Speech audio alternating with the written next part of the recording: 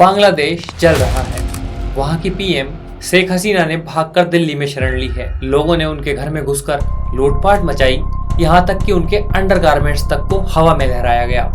अकेले 5 अगस्त को हुए क्लैशेस में 135 लोगों ने अपनी जान गंवाई है।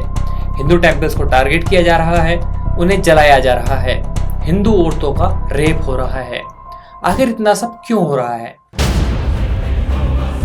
वहाँ हिंदुओं के घरों में ऐसी तबाही मचाई है कि पीड़ित परिवार रोते बिलखते हुए नजर आ रहे हैं। और उनके बेटे को भीड़ ने जिंदा जला दिया।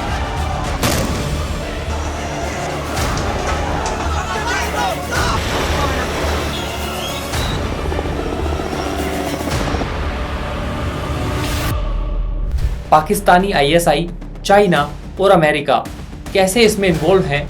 क्यों ये सब मिलकर शेख हसीना की गवर्नमेंट को गिराना चाहते थे? और एज ए इंडियंस हमें इससे डरने की क्या ज़रूरत है? इस एक मिलिट्री कूप से कैसे आने वाले टाइम में इंडिया में टेरर अटैक बढ़ने वाले हैं? चलिए जानते हैं। वीडियो थोड़ा लेंथी हो सकता है, बट आई गारंटी यू इस एक वीडियो के बाद आपके मन में चल रहे ऑलमोस्ट हर सवाल का जवाब आपको मिल जाएगा। बांग्लादेश इंडिया के साथ सबसे बड़ा लैंड बॉर्डर शेयर करता है और पिछले कुछ सालों में भारत के पड़ोसियों का रवैया भारत के लिए चिंताजनक रहा है। पहले 2021 फरवरी में म्यांमार में तख्तापलट हुआ, फिर अगस्त में तालिबान ने अफगानिस्तान पर कब्जा कर लिया, 2022 में श्रीलंका इकोनॉमिक क्राइसिस हुआ, फिर मालदीव में इंडिया के अगेंस्ट कैंपेन्स किए गए। बाकी चाइना पाकिस्तान हमारे कितने सगे हैं इसके बारे में बताने की जरूरत ही नहीं है। और अब बांग्लादेश में मिलिट्री ने तख्तापलट कर दिया है। ये सब एक दिन में तो बिल्कुल नहीं हुआ। इसे अच्छे से समझने के लिए टाइम में थोड़ा पीछे चलते हैं। 1947 में 2 देश आजाद हुए, एक हमारा प्यारा भारत और एक बना पाकिस्तान। 1947 का पाकिस्तान आज के पाकिस्तान से थोड़ा सा अलग था। इसमें आज के बांग्लादेश का एरिया भी शामिल था और इन्हें हम वेस्ट पाकिस्तान और ईस्ट पाकिस्तान के नाम से जानते थे। पर इसमें एक दिक्कत थी। पॉपुलेशन वाइज ईस्ट पाकिस्तान में जनता ज़्यादा थी, पर पॉलिटिकल लीडरशिप और कंट्रोल वेस्ट पाकिस्तान के पास था। इसी वजह से कई सारी चीज़ें ईस्ट पाकिस्तान पर थोप दी जाती थी। जैसे ईस्ट पाकिस्तान के लोगों की मदर टंग बांग्ला थी, पर क्योंकि कंट्रोल वेस्ट पाकिस्तान के पास था, वहाँ की नेशनल लैंग्वेज उर्दू बना दी गई। इन्हीं कल्चरल डिफरेंसेस की वजह से यहाँ के लोगों में वेस्ट पाकिस्तान के खिलाफ टेंशंस क्रिएट होने लगी। 1959 में पाकिस्तान में पहले जनरल इलेक्शंस होने थे, पर 1958 में प्रेसिडेंट मिर्जा ने वहाँ मार्शल लॉ डिक्लेयर कर कॉन्स्टिट्यूशन ही रद्द कर दिया और commander in chief Ayub Khan को न्यू प्रेसिडेंट बनाया गया। Fast forward to 1970, east Pakistan की एक बड़ी पॉलिटिकल पार्टी थी अवामी लीग। आपने सही समझा, ये शेख हसीना वाली ही अवामी लीग है और उस टाइम इसके मेन लीडर हुआ करते थे शेख मुजीबुर रहमान, यानी शेख हसीना के फादर। दूसरी तरफ वेस्ट पाकिस्तान में एक पॉलिटिकल पार्टी हुआ करती थी पाकिस्तानी पीपल पार्टी, यानी पीपीपी, जो former foreign minister Zulfikar Ali Bhutto की पार्टी थी। साथ ही वेस्ट पाकिस्तान में कट्टर मुस्लिम आइडियोलॉजी वाली पार्टी हुआ करती थी, जमाते इस्लामी। इस पार्टी का आजकल चल रहे दंगों में एक मेजर रोल रहा है। वो वीडियो में आगे जानेंगे कैसे। फिलहाल इस स्टोरी पर वापस आते हैं। ईयर 1970 में पाकिस्तान के जनरल इलेक्शंस कराए गए और इसमें जो सामने आया वो चौंकाने वाला था। ईस्ट पाकिस्तान के लोगों में वेस्ट पाकिस्तान के खिलाफ पहले से ही काफी गुस्सा था और इलेक्शन से 1 महीना पहले ईस्ट पाकिस्तान में भोला नाम के एक साइक्लोन ने ऐसी तबाही मचाई जिसने करीब 3 लाख लोग मारे गए और सरकार चाहती तो इस काउंट को कम किया जा सकता था। और इस सब का गुस्सा फूटा इलेक्शंस में, जहां मुजीबुर रहमान की आवामी लीग को 300 में से 167 सीट मिली और जुल्फिकार अली भुट्टो की पीपीपी को 86 सीट्स, वहीं जमाते इस्लामी 4 सीट्स पर ही सिमट के रह गई। अब कायदे से तो सरकार मुजीबुर रहमान की बननी थी, पर क्योंकि कंट्रोल दूसरी तरफ था, प्रेसिडेंट याहिया खान ने इलेक्शन रिजल्ट्स को मानने से ही इनकार कर दिया, जिससे ईस्ट पाकिस्तान में प्रोटेस्ट शुरू हो गए, जिन्हें लीड कर रहे थे अवामी लीग के लीडर शेख मुजीबुर रहमान। और इन्हें दबाने के लिए पाकिस्तान ने ऑपरेशन सर्च लाइट शुरू कर दिया, या कहें कि मिलिट्री को कत्लेआम और रेप करने का लाइसेंस दे दिया गया। एस्टिमेट है कि पाकिस्तानी मिलिट्री ने प्रोटेस्ट दबाने के नाम पर 2 से 4 लाख औरतों का रेप किया, जिसमें ज्यादातर हिंदू फैमिलीज थीं। करीब 3 से 5 लाख लोगों को कत्ल कर दिया गया और ऐसा करने में इनका साथ दिया जमाते इस्लामी जैसी ऑर्गेनाइजेशंस ने। धीरे धीरे इंडिया की मदद से पाकिस्तान को सरेंडर कराया गया और शेख मुजीबुर रहमान की लीडरशिप में जन्म हुआ एक नए देश का, बांग्लादेश। सरकार बनते ही सबसे पहले तो रहमान ने जमाते इस्लामी की बांग्लादेश ब्रांच पर बैन लगाया और अब आता है वो मोड़ जो इस सारे बवाल की जड़ बना। मुजीबुर रहमान ने गवर्नमेंट बनाने के बाद जो दूसरा सबसे बड़ा काम किया वो था देश की पब्लिक सर्विसेज यानी सरकारी नौकरियों में एक कोटा इंट्रोड्यूस करना। उन लोगों के लिए जिन्होंने आज़ादी के लिए लड़ाई लड़ी और उन औरतों के लिए जिन्होंने आर्मी का अत्याचार सहा। अगर आपने इसे सही से समझ लिया तो आप समझ पाओगे कि ये स्टूडेंट्स क्यों इतना घमासान मचा रहे हैं। इस कोटे के हिसाब से 30% सीट्स फ्रीडम फाइटर्स के लिए, 10% सीट्स का एक अलग कोटा वार इफेक्टेड औरतों के लिए, 40% सीट्स अंडर डेवलप्ड डिस्ट्रिक्ट्स के लोगों के लिए और मात्र 20% सीट्स ही मेरिट बेस पर रखी गई। पर 1975 में काफ़ी प्रोटेस्ट के बाद इसे चेंज किया गया। अब 30% कोटा फ्रीडम फाइटर्स के लिए, 10% कोटा महिलाओं के लिए। इसमें सिर्फ वार अफेक्टेड महिलाएं नहीं बल्कि सारी महिलाओं का इंक्लूजन किया गया। और पहले जो 40% सीट्स अंडर डेवलप्ड डिस्ट्रिक्ट्स के लोगों के लिए रिजर्व थी उन्हें घटाकर 20% कर दिया गया और मेरिट बेस्ड सीट्स को 20% से बढ़ाकर 40% कर दिया गया। पर इसी बीच एक और इंसिडेंट हुआ। 15 अगस्त 1975 को शेख मुजीबुर रहमान के घर में घुसकर उनके साथ उनके परिवार की हत्या कर दी गई। पर शेख हसीना और उनकी बहन शेख रिहाना बच गई क्योंकि उस वक्त वो जर्मनी में थी और इस सब के पीछे हाथ था वहाँ की मिलिट्री का। अब बांग्लादेश की कमान मिलिट्री के हाथ में थी और करीब 10 साल बाद इस कोटे में फिर से चेंज किया गया। इस बार 30% सीट फ्रीडम फाइटर्स के लिए, 10% महिलाओं के लिए और अंडर डेवलप्ड डिस्ट्रिक्ट की सीट्स को फिर से घटाकर 20% से 10% कर दिया गया और मेरिट बेस्ड सीट्स को 5% बढ़ाकर 45% कर दिया गया और बची हुई 5% सीट्स इस बार इंडिजीनियस कम्युनिटीज और ट्राइब्स के लिए रिजर्व रखी गई। पर तमाशा शुरू होता है 1997 से, जब इस कोटे को सिर्फ उन फ्रीडम फाइटर्स तक सीमित न रखकर उनके बच्चों को भी दिया गया और उस टाइम बांग्लादेश में शेख हसीना की सरकार थी। 2010 में फिर से शेख हसीना की सरकार ने इस कोटे को बढ़ाकर फ्रीडम फाइटर्स के बच्चों को दे दिया।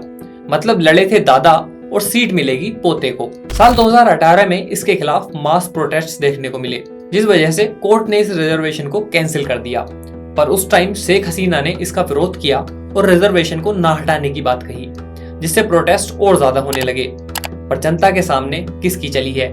एट द एंड हसीना सरकार को एक एग्जीक्यूटिव ऑर्डर पास करना पड़ा जिसमें सरकार ने पूरा का पूरा कोटा सिस्टम ही खत्म कर दिया। पर प्रोटेस्टर स्टूडेंट्स का कहना था कि उन्हें तो बस उन सीट्स से दिक्कत थी जो फ्रीडम फाइटर्स के लिए थी, क्योंकि 3 पीढ़ियों तक किसी को उनकी सेवा के लिए रिजर्वेशन देना कहां तक सही है। पर शेख हसीना का कहना था कि अगर फ्रीडम फाइटर्स को नहीं तो कोटा किसी को नहीं। पर जैसे तैसे प्रोटेस्ट शांत हो गए।